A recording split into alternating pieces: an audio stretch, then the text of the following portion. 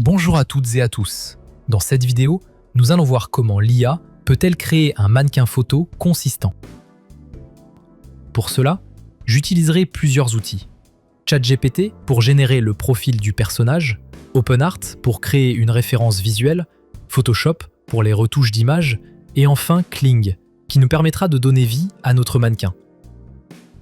Je commence par définir mon personnage avec ChatGPT.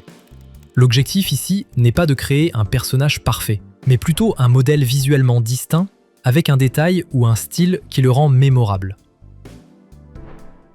Pour rédiger un bon prompt, il est important d'être précis sur les attributs du personnage, comme l'apparence, le style ou l'ambiance.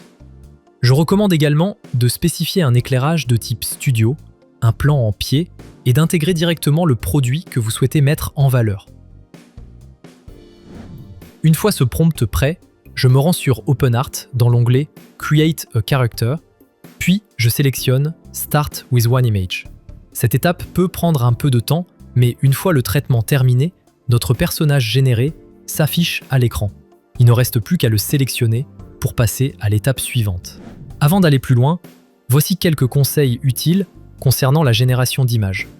Premièrement, si vos résultats ne vous conviennent pas, vous pouvez utiliser DeepSeek pour reformuler et enrichir vos prompts. Cela permet souvent d'obtenir des rendus plus précis. Deuxièmement, si vous voulez que le personnage garde les mêmes vêtements sur toutes les images, pensez bien à cocher l'option dédiée. C'est essentiel dans le cadre d'un mannequin produit. Enfin, n'hésitez pas à utiliser la fonction Pose référence pour placer votre personnage dans la position que vous souhaitez. Certaines poses sont déjà enregistrées, mais vous pouvez également créer des positions plus spécifiques. Cela demande un peu de prise en main, mais le rendu peut être très intéressant. Une fois satisfait des résultats, j'exporte les images et je les ouvre dans Photoshop. Cette étape permet d'effectuer quelques retouches si besoin, mais aussi d'améliorer la qualité de l'image.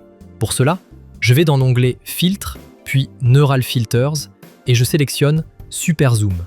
Cela me permet d'obtenir une image en haute définition que je peux ensuite enregistrer. Je termine en animant mon image dans Kling.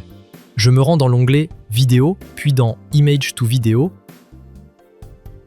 Ici, je recommande de sélectionner le mode 2.1 et d'utiliser les paramètres professionnels ou master. Même si la différence entre les deux est minime pour le moment, ces modes donnent généralement un meilleur rendu. Je vous conseille aussi d'opter pour des mouvements subtils, avec une caméra fixe ou peu mobile, afin d'obtenir une vidéo plus élégante et réaliste.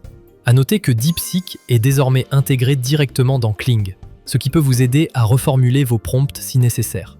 Voici donc le résultat final obtenu.